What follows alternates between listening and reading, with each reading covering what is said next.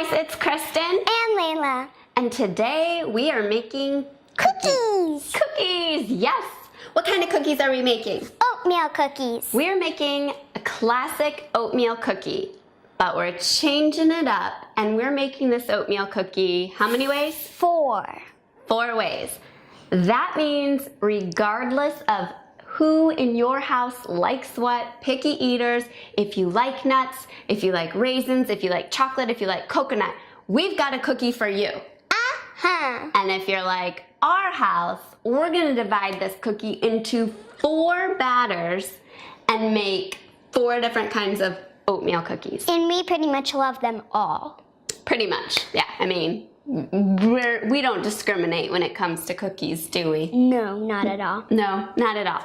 So we're gonna start with our dry ingredients, and I'm gonna show you how we're just gonna mix these up. We have 2 cups of unbleached all-purpose flour. To our flour, we wanna add in oatmeal. Oats, really. Regular or quick cooking oats, both work fine for this recipe. I like to use blended oats because then you don't get like a big chunk of oatmeal. Big chunk of oatmeal. Your oatmeal is a lot more broken down and it makes for a smoother cookie, but it still gives you all the benefits and the taste of oatmeal. And it's so good. It's so good. So what you're gonna do is you're gonna put oats. I have regular old-fashioned oats, no steel cut oats for oatmeal cookies, into a blender. Dry blender, and then you're just going to blend them up. You can blend them to a super fine powder so that it's like a flour, or you can kind of just break them up so that they're more broken down. But they're not like super chunky. Right, exactly, so that they're not a fine powder, and that's what I want. So what we're gonna do, I just threw in some oats and we're gonna blend them up. We'll measure them after we blend. Because baking is a science. We can't measure. And a math. Math. Yep, exactly. You need math and science. So we need an exact measurement of our blended oats, so we want to blend them before we measure them, right? Mm-hmm. Okay. Plug your ears. And done. Super quick. It may take you a little bit longer depending on the power of your blender. So just, you know, give it a couple shakes, but you can see ours is broken down into flour. That was literally 1 second, and it's from chunks to powder. 1 second. Wow, a little bit more than 1 second maybe. Okay, 2 cups of flour. We need 2.5 cups of blended oatmeal. You want to hold that? Again, this is baking, so just like flour, you want to make sure that you get it to the top. Then kind of pat it down. Good. 1 cup. Do you think we'll have enough? Ooh, I don't know. I might need to go get some more oatmeal. 2 cups. Oh, let's do the ½ cup measure, just so we can be exact. I usually eyeball things, but not when we're baking. Baking's exact. Baking, whoa. Baking is exact. Maybe not too exact for Mom. But we might have a little bit of a teaspoon error in there. Yeah, just a teaspoon. It'll be okay. Yeah. So to this, Layla, do you want to whisk this? It's really important. Why is it important to whisk your dry ingredients? So, like, when you pour your wet ingredients in, it's like not just, okay, clump of flour there, clump of this there. It gets all combined in, and when like your wet ingredients are in it, it's a lot harder. Right, yes. You want to make sure that you get your baking powder. We're adding 1 teaspoon baking powder. And mix that in very, very, very, You very don't want a chunk of baking powder in a cookie. We've had that before, many times from, especially Grandma, doesn't she do that with her cookies? Yeah. And we love our Grandma so much, but we've had a few baking powder clumps in our cookies, and it makes it taste so bad. it does. So, 1 teaspoon baking soda. Again, baking soda. There's a clump. She's gonna get flour all over me. Baking soda is another one you don't want to get a clump of, do you? Speaking of baking soda, I keep my baking soda in a glass jar with a lid on it. This keeps all the scents from your spice cabinet or baking cabinet or pantry out of your baking soda because baking soda absorbs odors. And you so don't want like curry powder in your baking soda. or cinnamon. Well, yeah, no, Like, you don't. If you're making a chocolate chip, well, peppermint cookie, you don't want that. No, you wouldn't want cinnamon in it. I see what you're saying. You're Because right. chocolate kind of goes well, so I was trying to find something that does not go well. Doesn't go well. Peppermint and cinnamon. I mean, I don't know. It might work, but yeah, I hear you. Well, you get the gist. It's You really don't want like chili powder or cumin flavored cookies.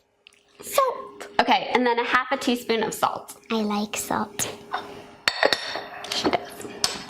She does. She does. She does. I'm just gonna mix this all up. Okay, mix that up. Looks good. Now we need to work on our wet ingredients. So, using a stand mixer, you can certainly use a handheld kitchen mixer as well. This just makes the job a lot easier. We need to start with our butter. Oh, okay. 1 cup of butter, which is 2 sticks of butter. Oh, whoops.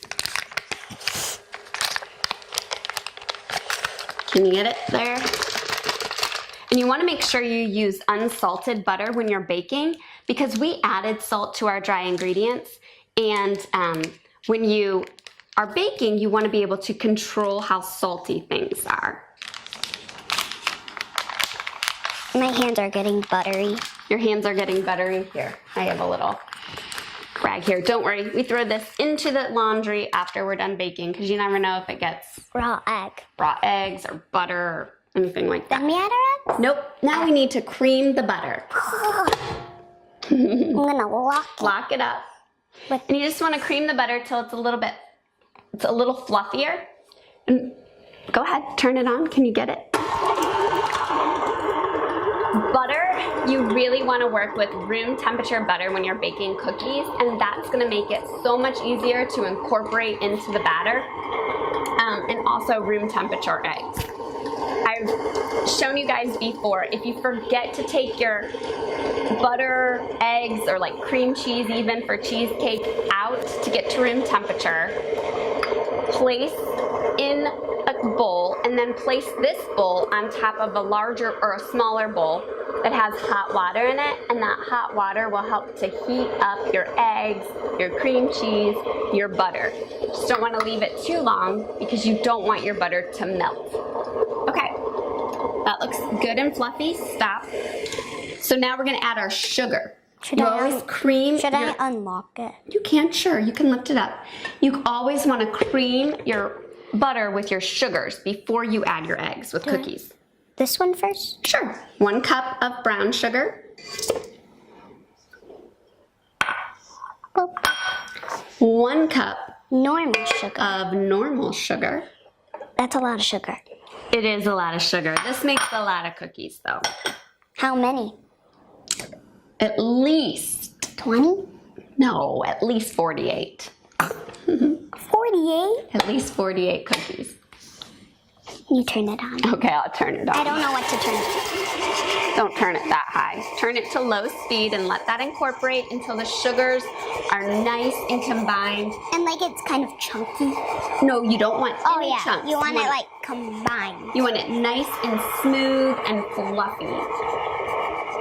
And if you notice any of the butter is sticking to the sides, use a spatula and scrape down the sides. Barely any is for us. I mean, some is. Here. Or you can use a spoon as well. Big spoon?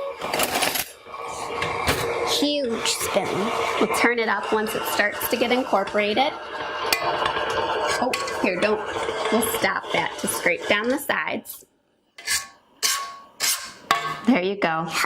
You don't want to put a utensil into your mixer while it's going, or you could have batter flying everywhere. I know this from experience.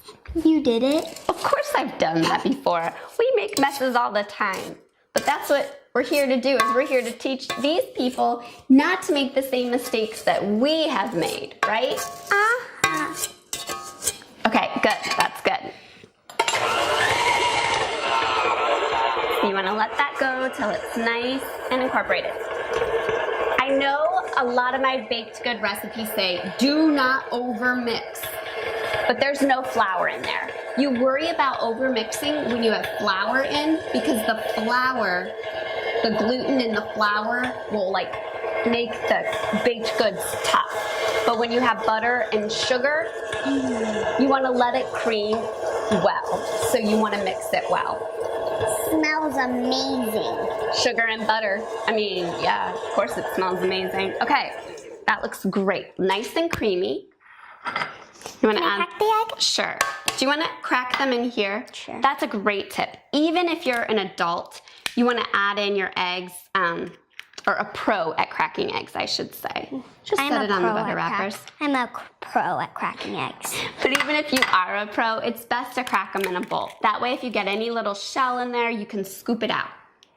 Because nobody wants a shell in their cookie either. There we go. Okay, we're gonna mix that. I'm just gonna put these in there again. Is that okay, Mama? Mm-hmm. It has raw egg on the towel. It does. I need to wash my... We're gonna add in 1 teaspoon of vanilla extract. I'll let you do that. Can I smell it? Sure. This is Tahitian vanilla extract. Oh my goodness, it's the best. It's getting into batter. It is. It looks really nice and combined. I can smell it from here. The vanilla. It's very strong. Okay, it's all mixed up. Layla, do you want to... I forgot to lock it. It's okay. It's okay. Let's scrape down the sides again. And we're going to add in our flour mixture a cup at a time.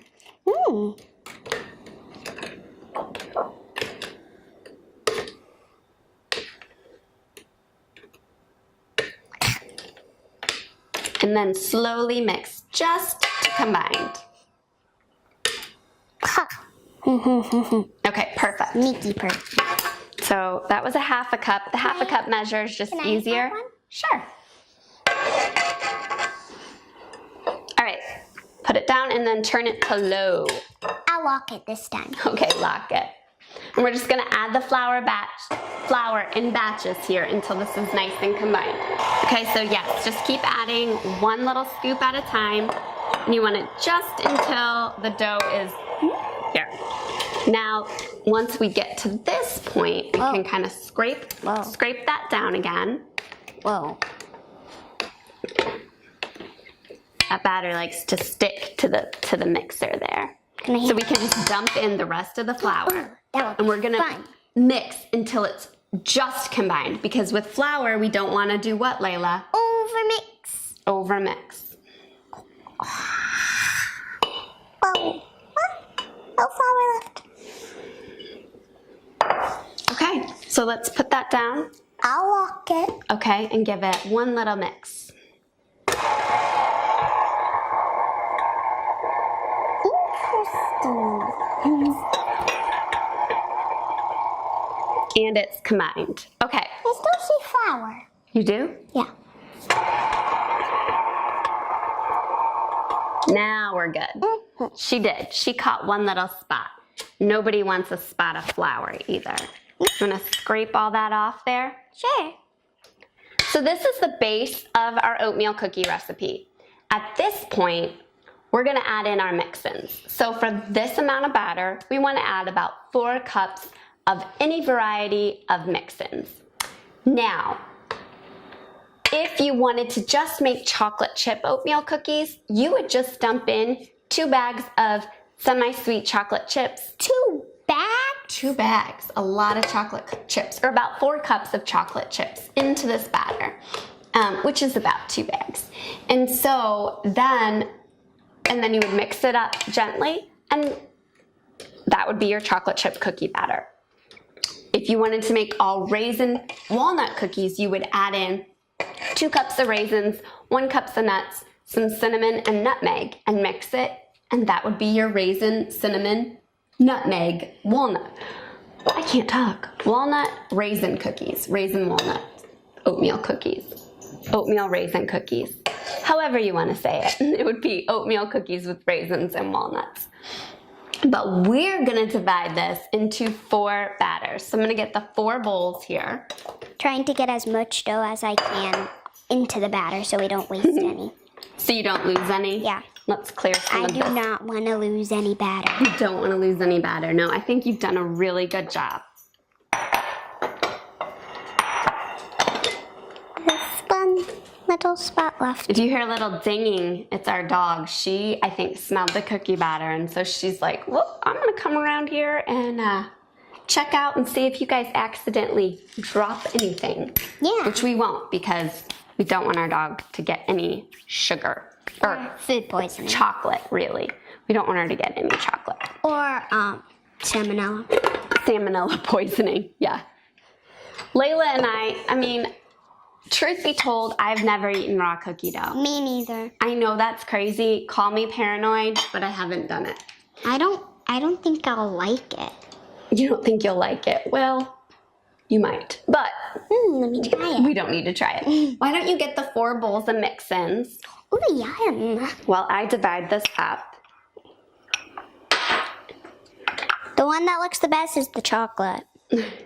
So Layla, as you can hear, she is gonna be eyeing the chocolate. Pretty much Oatmeal chocolate chip everyone cookies. but one, well, one has chocolate. I will say this is my favorite cookie dough batter, even more so than a traditional chocolate chip cookie. I love the flavor that the oatmeal gives, especially when it's blended. It doesn't overtake the batter with chunkiness. More. Thank you, honey.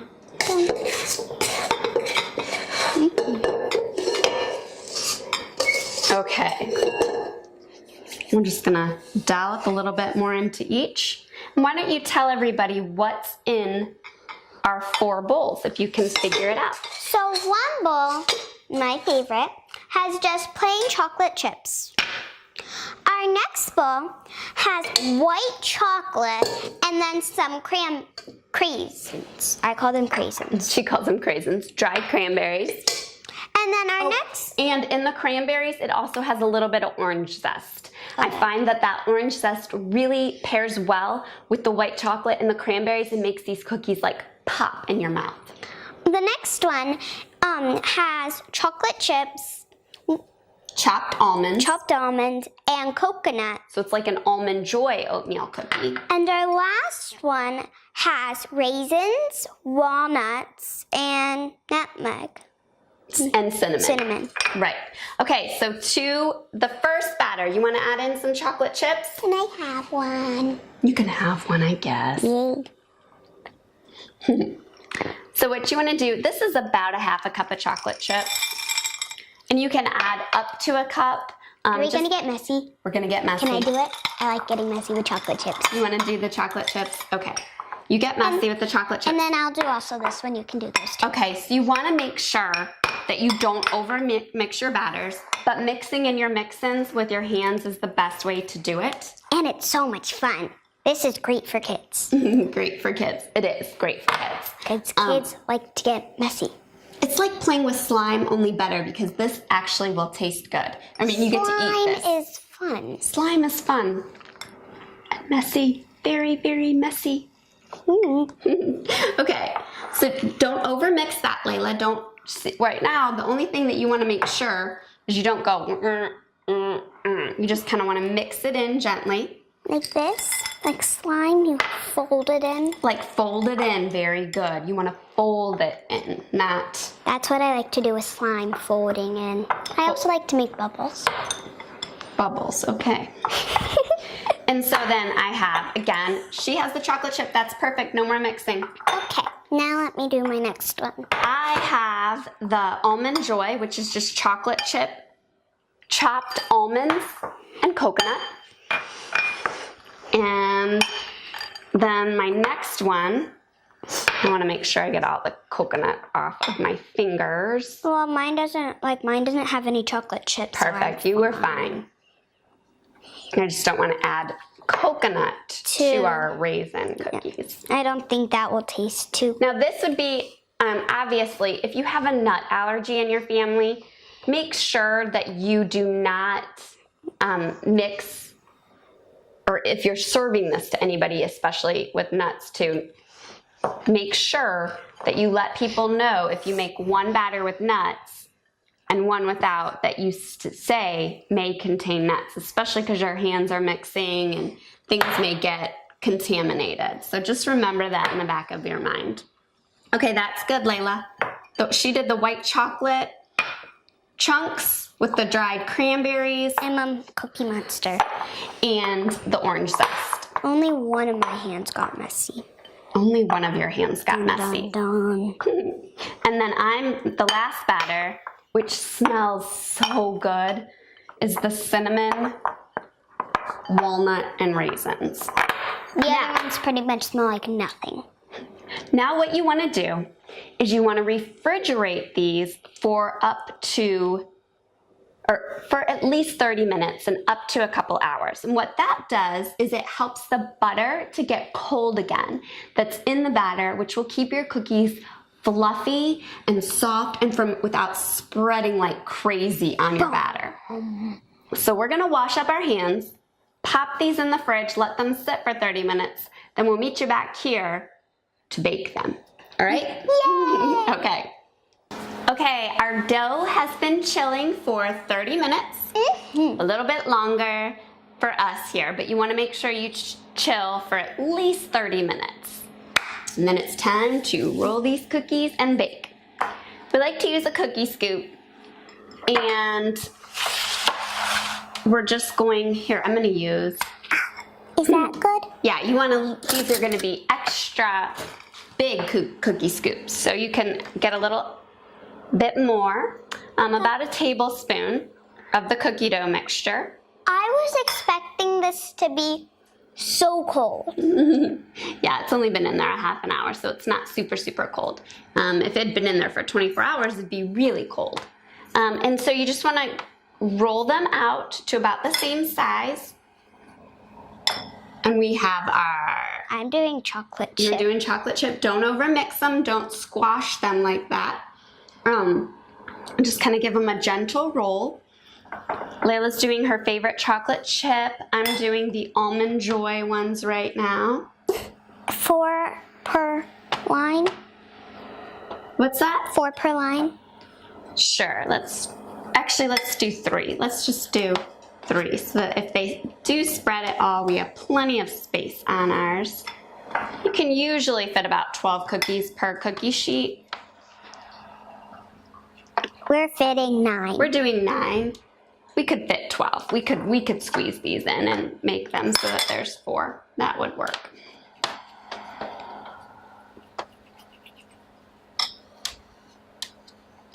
And then you want to bake these at 375 for 6 to 7 minutes. You do not want to overbake your cookies. It's crazy short time.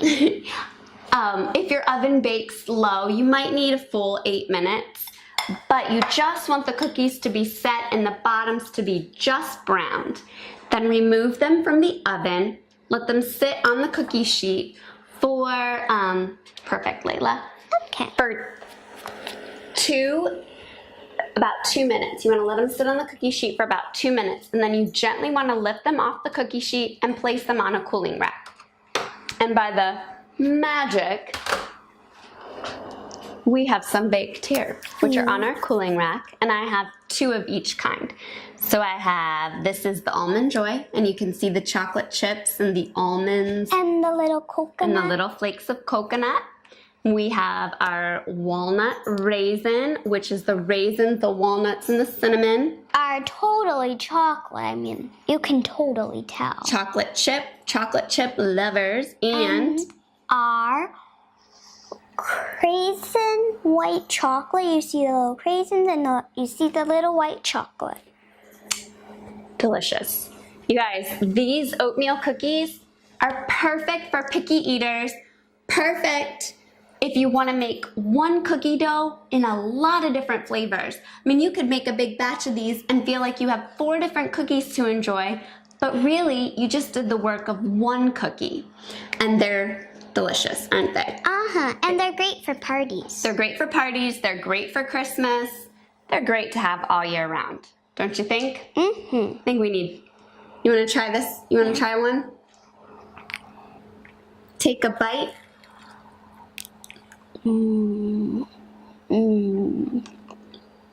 My. Let everybody know what you think. It's very, very warm. Nothing beats a warm chocolate chip cookie. It's so good.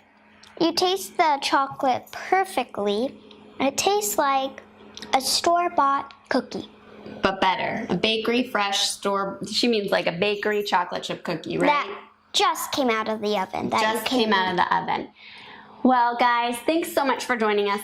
And a trick too is if you would like to have warmly baked cookies at all times, which is what I like, you can take your cookie dough, roll it into balls, just like we have on this cookie sheet.